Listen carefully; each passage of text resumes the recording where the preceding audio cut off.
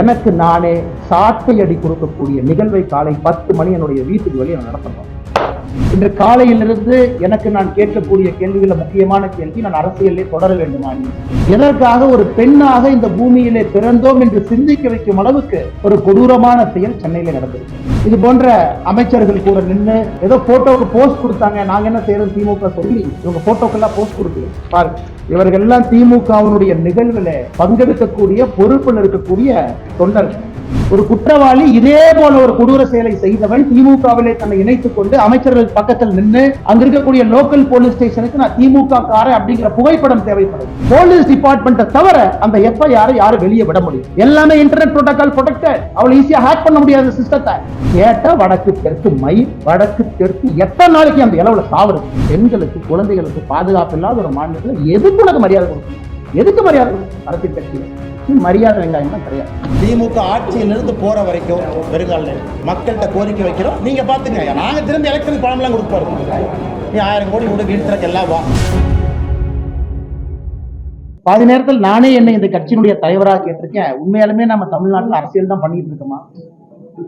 நம்ம செய்யக்கூடிய அரசியல் மக்களுக்கு பயன்படுதா, இல்ல சித்தாந்தம் என்று தொங்கிக் கொண்டு ஏதோ ஒரு விஷயத்தை பேசிட்டு இருக்கிறோமான்னு பல இடத்தில் நானே எனக்கு கேள்விகள் கேட்பேன். இன்று காலையிலிருந்து எனக்கு நான் கேட்கக்கூடிய கேள்விகள முக்கியமான கேள்வி, நான் அரசியலே தொடர வேண்டுமா என்கிற கேள்வி. தமிழகத்துல பட்ட பகல்ல ராஜ்பவன்ல இருந்து 1.5 கிலோமீட்டர் தொலைவுல அண்ணா யூனிவர்சிட்டிக்குள்ள ஒரு பில்டிங்க்கு பின்னாடி, அதுவும் குறிப்பாக அந்த கிறிஸ்துமஸ் இரவு எல்லோரும் பேட்ரோல்ல நைட்டு மாஸ் இருக்கு, ஸ்பெஷல் மாஸ் எல்லாம் 2 குழந்தைங்க ஸ்பெஷல் மாஸுக்கு போயிட்டு வர்றாங்க, போகணும்னு நினைக்கிறாங்க, அந்த இடத்துக்கு போகணும்னு நினைக்கிறாங்க. அந்த குழந்தைகளை எந்த அளவுக்கு கொடூரமாக சித்திரவதை செய்து எதற்காக ஒரு பெண்ணாக இந்த பூமியிலே பிறந்தோம் என்று சிந்திக்க வைக்கும் அளவுக்கு ஒரு கொடூரமான செயல் சென்னையில நடந்திருக்கு. அது வழக்கம் போல அது அரசியல் ஆயிடுச்சு. அதனால் பாரதிய ஜனதா கட்சியை வன்மையாக கண்டிக்கின்றோம் என்று சொல்வதை விட எங்களுடைய அரசியல் பாதையை தீர்மானிக்க வேண்டிய தருணமாக இந்த நிகழ்வை நான் பார்க்கின்றேன், கருதுகின்றேன். தமிழகத்தில் பெண் குழந்தைகள், பெண்கள் பாதுகாப்பா இருக்காங்களான்னு கேட்டீங்கன்னா நிச்சயமா இல்லை. அவர்கள் மீது நடக்கக்கூடிய குற்றங்கள் ஒரு நாள் அதிகமா தான் இருக்கு, எப்பவுமே குறையலைங்க. இதை பொறுத்தவரை முக்கிய குற்றவாளி திராவிட முன்னேற்ற கழகத்துல ஒரு பொறுப்புல, சைதை பகுதியில ஒரு பொறுப்புல, வட்ட பொறுப்புல இருக்கக்கூடிய ஒரு ஆள். அது முதல் குற்றம் இரண்டாவது குற்றம் கிடையாதுங்க. குற்றம் செய்து வெளியே வந்து பல குற்றங்கள் இருக்கக்கூடிய ஒரு ஆள் திமுகவிலே தன்னை இணைத்துக் கொண்டு இந்த மாதிரி முக்கியமானவங்க பக்கத்துல ஒரு புகைப்படமோ அவங்க பக்கத்துல இருப்பது போல முகநூல்ல பதிவு செய்வதற்கு ஒரு புகைப்படம் தேவைப்படுது. அந்த கட்சியில ஒரு பதவி தேவைப்படுது. இது போன்ற அமைச்சர்கள் கூட நின்று ஏதோ போட்டோவுக்கு போஸ்ட் கொடுத்தாங்க, நாங்க என்ன செய்யறோம் திமுக சொல்லி இவங்க போட்டோக்கெல்லாம் போஸ்ட் கொடுக்கல. பாருங்க, இவர்கள் எல்லாம் திமுகவினுடைய நிகழ்வுல பங்கெடுக்கக்கூடிய பொறுப்பில் இருக்கக்கூடிய தொண்டர்கள். ஒரு முக்கியமானவர்களுக்கும் சால்வை அணிவிப்பது, திமுகவுடைய முக்கியமான நிகழ்வுல பங்கெடுப்பது. எங்க பாருங்க, மக்களுக்கு சாப்பாடு போடுறேன்னு சொல்லி சாப்பாடு போட்டிருக்காரு பாருங்க திமுக சார்பாக. அமைச்சர்களோடு கட்சி பொறுப்பாளர் இல்லைன்னு சொல்றாங்க. இந்த பத்திரிகை அன்பர்கள் கொடுக்குறோம், கட்சி பத்திரிகையில அவருடைய பெயர் பொறுப்போடு இருக்கும் பாருங்க. இந்த பத்திரிகை, இந்த கட்சி பத்திரிகை உங்களுக்கு இந்த பத்திரிகையாளர் சந்திப்பு முடித்த பிறகு தருகின்றோம். பாருங்க, கட்சி பொறுப்பை பாருங்க, பேரை பாருங்க. ஏன்னா உங்களால ஜூம் பண்ணி பார்க்க முடியாது. முரசொலியில அவரை பற்றி வந்திருக்கக்கூடிய பொறுப்பில் இருக்கக்கூடிய அந்த மனுஷனை பாருங்க. ஆனா இன்னைக்கு நாம் என்ன சொல்றோம்னா, திமுக இருந்தாரா இல்ல பாரதிய ஜனதா கட்சி வேலை இல்லாம இந்த அண்ணாமலை ஏதோ ஒன்று நேற்று வந்து கிளப்பி சொல்லிட்டு இருக்காரா? எங்களுடைய குற்றச்சாட்டு அவர் திமுக இருக்கிறது குற்றச்சாட்டு இல்லைங்க. ஒரு குற்றவாளி இதே போல ஒரு கொடூர செயலை செய்தவன் திமுகவிலே தன்னை இணைத்துக் கொண்டு அமைச்சர்கள் பக்கத்தில் நின்று அங்க இருக்கக்கூடிய லோக்கல் போலீஸ் ஸ்டேஷனுக்கு நான் திமுக காரன் அப்படிங்கிற புகைப்படம் தேவைப்படுது. அதை வைத்து அந்த போலீஸ் ஸ்டேஷன்ல இருக்கக்கூடிய ரவுடி ரெஜிஸ்டர்ல அந்த பேர் வரக்கூடாது. ரவுடி ரெஜிஸ்டர் பேர்ல இருந்தா 21 நாளைக்கு ஒருக்கா நீங்க போலீஸ் ஸ்டேஷனுக்கு கூப்பிடுவீங்க. என்னப்பா பண்ற, இந்த மாசம் பேங்க் அக்கௌண்ட் எவ்வளவு பணம் வந்துச்சு? ஏன்னா நானும் காவல்துறையில 9 ஆண்டுகள் குப்பை கொட்டி இருக்கின்றேன். பக்கத்து வீட்டுக்காரனை வந்து சாட்சி சொல்ல சொல்லி நீ ஒழுக்கமா இருக்கேன் கையெழுத்து போட சொல்லி ரவுடி ரெஜிஸ்டர் நடக்கக்கூடிய ரவுடி பெயரில் நடக்கக்கூடிய விஷயம், அதுக்கு போகக்கூடாது என்பதற்காக இந்த புகைப்படம் தேவைப்படுகிறது. அரசியல் அங்கீகாரம் அடையாளம் தேவைப்படுகிறது. அதை வைத்து மறுபடியும் ஒரு குற்றத்தை செய்திருக்கிறான். இதுதான் எங்களுக்கு கோவம். அவன் திமுக இருக்கிறது எங்களுக்கு கோவில். திமுக என்கின்ற கட்சி போர்வை இன்னைக்கு குற்றம் செய்வர்களுக்கு தேவைப்படுகிறது. அங்க இருந்து அப்படியே அமைச்சர் பக்கத்துல போனாவே அந்த லோக்கல் ஸ்டேஷன் ஹவுஸ் ஆபீசருக்கு, கிரைம் கான்ஸ்டபிளுக்கு, இன்டெலிஜென்ஸ் பார்க்கக்கூடிய ஹெட் கான்ஸ்டபிளுக்கு தெரியும், அவன் திமுக அந்த பையன் நல்ல பையன், அமைச்சர் கூடவே சுத்துறானே, அந்த பையன் நம்ம ஸ்டேஷன்ல கூப்பிட்டு ரவுடி பரேட் நடத்தினா நம்மளே வச்சு செஞ்சு தண்ணி இல்லாத காட்டுக்கு மாத்திடுவாங்கன்னு. திமுக என்கின்ற போர்வை இருந்தனால மட்டும்தான் இந்த அக்யூஸ்ட் அந்த பொண்ணு மேல கை வச்சிருக்கான். இது வெரி சிம்பிள். இது மூளை இருக்கக்கூடிய, ஆறறிவு இருக்கக்கூடிய எந்த மனிதனுக்கும் கூட தெரியும். திமுக கட்சி பொறுப்பு இருக்கு, திமுக அமைச்சர்களோடு இருக்கிறாங்கிற ஒரே காரணத்துக்காக மட்டும்தான் ஸ்டேஷன்ல என்கொயரி பண்ணல. இதே போல ஒரு குற்றத்தை அவன் செய்திருக்கின்றான். அதே குற்றத்தை இரண்டாவது முறை செய்திருக்கின்றான். இதுக்கு நீங்க அடிச்சீங்க பாருங்க பெல்டி அமைச்சர்கள். எஃப்ஐஆர் எப்படி சார் லீக் ஆச்சு? இந்தியா முழுவதுமே crime criminal tracking network system CCTNS எல்லா போலீஸ் ஸ்டேஷனும் இணைக்கப்பட்டிருக்கிறது fibre optic cable. Data entry பண்ணோடனே மாஸ்டர் சர்வருக்கு போகும். அது ஒரு கண்ட்ரோல் ரூமுக்கு ஒரு SP இருக்கார், இன்ஸ்பெக்டர் இருக்கார். எப்படி அந்த எஃப்ஐஆர் வெளியே வந்துச்சு? போலீஸ் டிபார்ட்மெண்ட் தவிர அந்த எஃப்ஐஆர் யாரும் வெளியே விட முடியும்? எல்லாமே இன்டர்நெட் புரோட்டோகால் ப்ரொடெக்டட். அவளை ஈஸியா ஹேக் பண்ண முடியாத சிஸ்டத்தை. அது ஒரு எஃப்ஐஆர் சார்? ஒரு படிக்காத எழுதுனா கூட ஒழுக்கமா ஒரு எஃப்ஐஆர் எழுதுவோம். அதுல குற்றம் செஞ்சது அந்த பொண்ணா, குற்றம் செஞ்சது அந்த அயோக்கியனானே சந்தேகமா இருக்கு. ஏதோ பொண்ணு குற்றம் செஞ்ச மாதிரி எஃப்ஐஆர் எழுதிருக்கு. அதையெல்லாம் படிச்சா ரத்தம் கொதிக்குது. நான் என்னுடைய காதலனோடு நான் போனேன், ஒதுக்குப்புறமாக ஒதுங்கி இருந்தேன், என் காதலனுக்கு நான் கிஸ் கொடுத்துக்கிட்டு இருந்தேன். இதெல்லாம் ஒரு எஃப்ஐஆர் சார்? காக்கி சட்டையை போட்டுட்டு அந்த ஸ்டேஷன்ல ஒருத்தவங்க எஃப்ஐஆர் இருக்கீங்க, வெக்கமா இல்லையா உங்களுக்கு? வெக்கமா இல்லையா? குற்றம் நடந்தது அந்த பெண்ணுக்கு. அந்த எஃப்ஐஆர் படிச்சா அந்த எஃப்ஐஆர் கோர்ட்ல நிக்குமா சார்? ஆனா ஆயிரக்கணக்கில் எஃப்ஐஆர் எழுதியிருக்கு, இல்ல கோர்ட்ல நிக்குமா? அந்த பொண்ணு ஏதோ தன்னுடைய காதலனோடு பிரைவேட்டா ஒரு மொமெண்ட் ஸ்பெண்ட் பண்ணதாகவும் கிஸ் கொடுத்துக்கிட்டு இருந்ததாகவும், இவன் புதர் மறைவிலிருந்து வெளியே வந்து புகைப்படத்தை எடுத்து மிரட்டி, என்ன சார் என்ன இதான் ஒரு எஃப்ஐஆர் டிராஃப்டிங்கா? அந்த எஃப்ஐஆர் லீக் பண்ணிருக்கீங்களா சார்? பொண்ணு பேரு, மொபைல் நம்பர், அப்பா பேரு, ஊரு, வெக்க பண்ணும். திமுக யாராவது மரியாதை இருந்தா வெக்க பண்ணியா? நீங்க வெக்கப்படும். பொண்ணு ஊரு, அப்பா, அந்த என்ன அந்த பொண்ணு குடும்பத்தையே நாசம் பண்ணிட்டீங்க. 7 தலைமுறைக்கு ஒரு அடையாள இதை கொடுத்துருக்கீங்களா? கருப்பு புள்ளியை கொடுத்துருக்கீங்களா? மனுஷங்களா நீங்களா? அதுக்கு அமைச்சர் கேள்வி கேட்கிறான். 3 மாசம் தமிழ்நாடு அமைதி பூங்காவா இருந்துச்சாமா, இந்த அண்ணாமலை திரும்பி வந்தானாமா, மறுபடியும் கலவரம் வெடிச்சு. வெக்க பண்ணியா நீங்க மினிஸ்டரா இருக்கிறது? வெக்க பண்ணு. இந்த ஒரு கட்சி பொறுப்புல இருக்கிறனால மரியாதையா பேசிட்டு, தேசிய கட்சியினுடைய மாநில தலைவர் இந்த வெங்காய பொறுப்புல இருக்க, அதனால மரியாதையா பேசணும்னு சொல்லி கொடுத்தனால மரியாதை கொடுத்த கூட்டலாம் பேசிட்டு, வீதிக்கு தனி மனிதனா வந்தா வேற மாதிரி இருக்கும். நான் பேசுறது பிரதமர் மோடி அவர் ரிஃப்ளெக்ட் பண்ணுங்கிறக்காக ரொம்ப அமைதியா நாகரிகமா பேசிட்டு, வெக்கப்படணும். திமுக இருந்தா நான் சொல்லியா, திமுக பொறுப்புல அவ இருந்தனாலதான் போலீஸ் ஸ்டேஷன் அவனை செக் பண்ணல.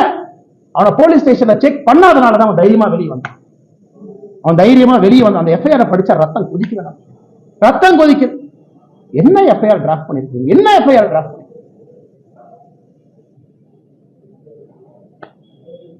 கேட்டா தமிழ்நாடு அப்படி இருக்கு இப்படி, கேட்டா வடக்கு தெற்கு மயில், வடக்கு தெற்கு எத்தனை நாளைக்கு அந்த இளவுல சாவுறது?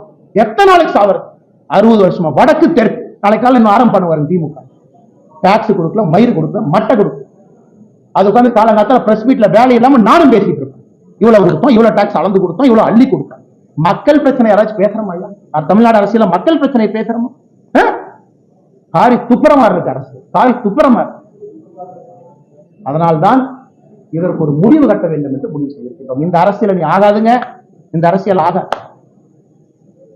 ஆனால் மாநில தலைவராக, இந்த கட்சியினுடைய தொண்டனாக நான் ஒரு சங்கல்பம். ஐயோ கட்சினா வந்து ஆர்ப்பாட்டம் பண்ணுவாங்க. எத்தனை ஆர்ப்பாட்டம் பண்றீங்க? சென்னையில ஆர்ப்பாட்டம் பண்ண போனா முன்னாள் ஆளுநர் அரெஸ்ட் பண்ணி உள்ள வச்சிருக்கேன், நாயை பிடிக்கிற மாதிரி பிடிச்சு. மாநிலத்தினுடைய துணைத் தலைவர் கருணாகராஜன், எங்களுடைய சகோதரர், எத்தனை டைம் பாரதிய ஜனதா கட்சி எத்தனை டைம் அரெஸ்ட் பண்ணுவீங்க? நாங்க எங்களுக்கு தனியா எங்களுக்கு வீட்டுக்கு ரோடு போடுங்க ஆர்ப்பாட்டம் பண்றோமா? இல்ல எங்க வீட்டுக்கு தண்ணி சிறுவாணி தண்ணி வரலைன்னு ஆர்ப்பாட்டம் பண்றோமா? கைது பண்ணி நைட்டு 11:30 வரைக்கும் டாய்லெட் இல்லாத மண்டபத்துல பார்த்து அடைச்சு வச்சு எத்தனை சித்திரவதை தொண்டாங்க அனுப்பிப்பான்.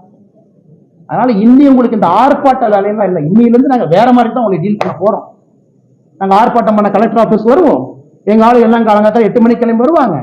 நீங்க அப்படியே ஒரு 1000 போலீஸை போட்டு நாயை பிடிக்கிற மாதிரி 2 பேர்த்த பிடிச்சிட்டு போலாம். நாளையிலிருந்து ஆர்ப்பாட்டம் அப்படி கிடையாது. ஒரு வீட்டுக்கு வெளியே ஆர்ப்பாட்டம் நடக்கும். நீ 10,000 போலீஸ் இறக்கிய பார்த்தலாம். நான் ஒரே இடத்துல அப்படியே என் தொண்டனை கூட்டிட்டு வருவேன். லட்டு அமுத்துற மாதிரி அமுத்திட்டு போயிருவீங்க. ஒரு வீட்டுக்கு முன்பு நாளை பாரதிய ஜனதா கட்சியின் தொண்டன் காலையில 10 மணிக்கு வெளியே வந்து நிற்பான். தன்னுடைய தாய்க்காக சகோதரிக்காக குரல் கொடுப்பான். இந்த அண்ணாமலை நாளைக்கு என்ன செய்ய போறேன்னு சொல்ற கேட்டு எல்லா பலத்தையும் பயன்படுத்திட்டோம், பேசிட்டோம். என்ன உங்க கையில ஊடக பலம் இருக்கு, உங்க கையில சினிமா துறை இருக்கு. ஒரு படத்தை எடுத்து வடக்கு தெற்கு நீ பிடிச்ச வேலை முடிஞ்சு போச்சு. உங்க கையில எல்லாம் அவா விருது கொடுக்கறதுக்கு பேசுறதுக்கு ஆள் இருக்கிறாங்க. சமூக நீதியில் பேசுறதுக்கு 10 பேர் இருக்கா. பாரதிய ஜனதா கட்சியில சமூக நீதி இல்லைன்னு பேசுறதுக்கு 50 பேர் இருக்கான். அதனால் நாளை எனக்கு நானே சாட்டை அடி கொடுக்கக்கூடிய நிகழ்வை காலை 10 மணி என்னுடைய வீட்டுக்கு வெளியே நடத்தப்போம். நான் எனக்கு முருகபெருமானுக்கு சூர சம்ஹார பெருமை இந்த தீவிரம்லாம் அழிக்கும்.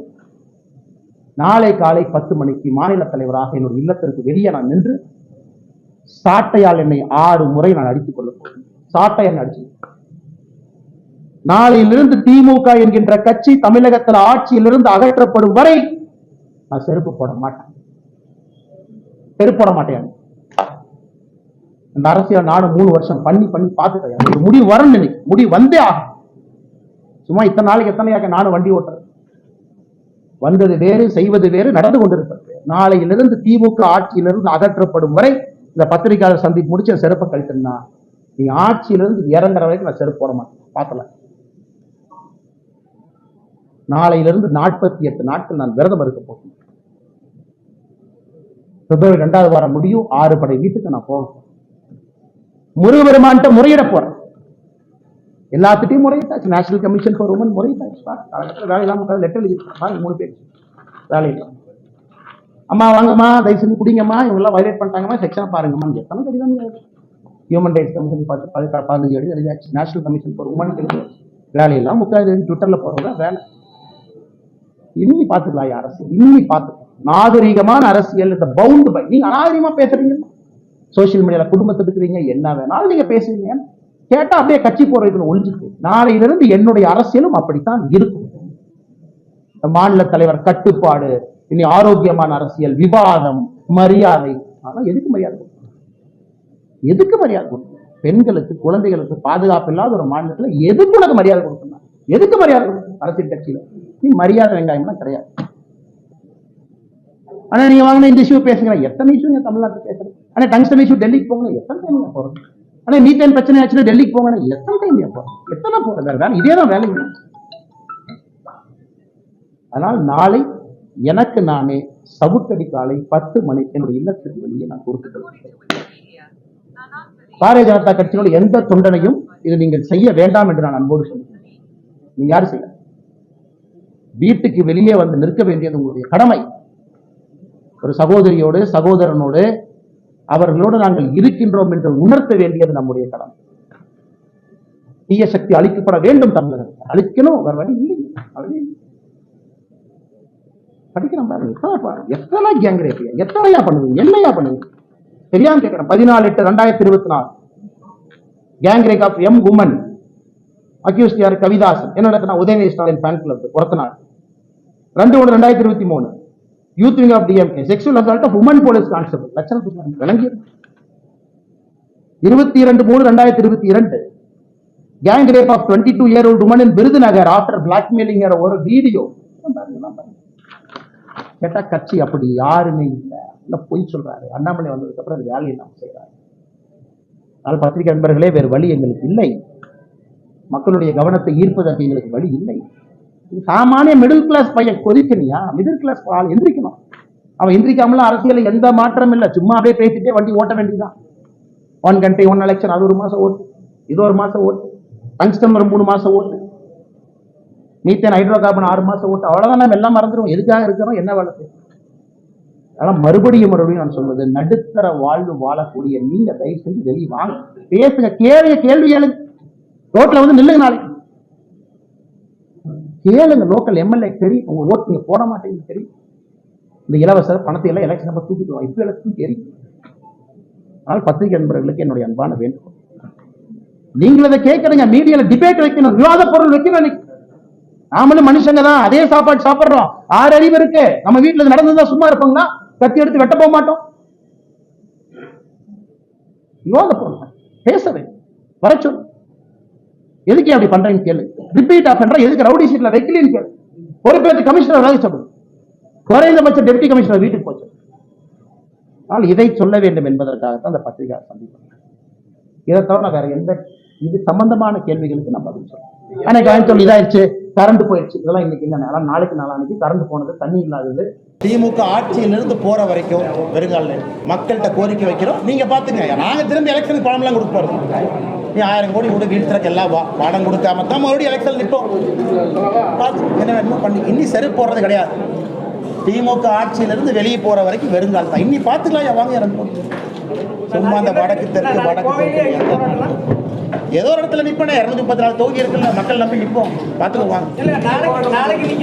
ஆனால் நாளைக்கு கோவையில் என்னோட இல்லத்திற்கு முன்பு இது நடக்கும். நம்ம செய்தி தொடர்பாளர் சொல்லிடுவாங்க, 10 மணிக்கு சரியாக. நன்றி. இது போன்ற செய்திகளை மேலும் தெரிந்து கொள்ள எங்களது யூடியூப், ஃபேஸ்புக் மற்றும் ட்விட்டர் ஆப்களை சப்ஸ்கிரைப் செய்யவும்.